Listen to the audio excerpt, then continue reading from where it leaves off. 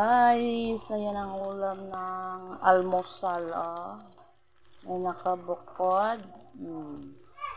Ito, may itlog.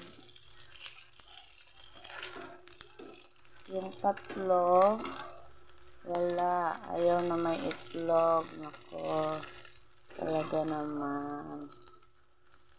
Ayaw na may itlog, pero kakain din naman ng itlog.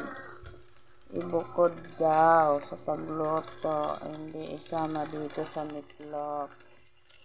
Ayos, diba? Ayan, mas gusto niyang ganyan. Ito naman. Ako kasi pag nagluto na ito guys, gusto ko may itlog para hindi madikit. Yan, katulad yan.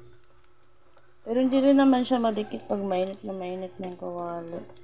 Pero mas masarap kasi na may itlog. Ang meatloaf, pero yung maling, masarap yun. Walang itlog. Mas masarap yun. Gusto ko yung maling. No? Ayoko na may itlog yun. Pero ito, kasi malambot kasi itong meatloaf, diba? Mas malambot siya, kaya gusto ko nito pag nagluto. Merong itlog. Ayan, tingnan mo na kalbo. Wala na.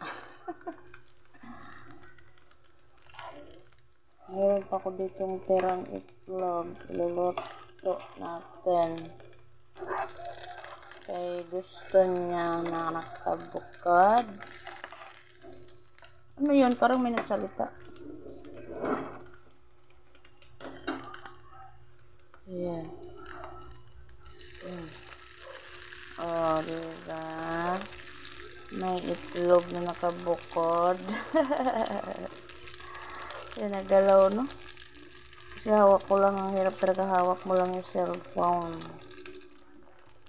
Hindi siya handa. Bigla.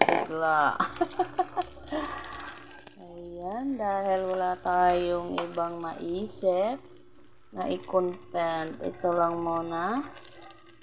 Tsaga. Tsaga para may nilaga. Yan, luto na to siya. Luto na to nandito.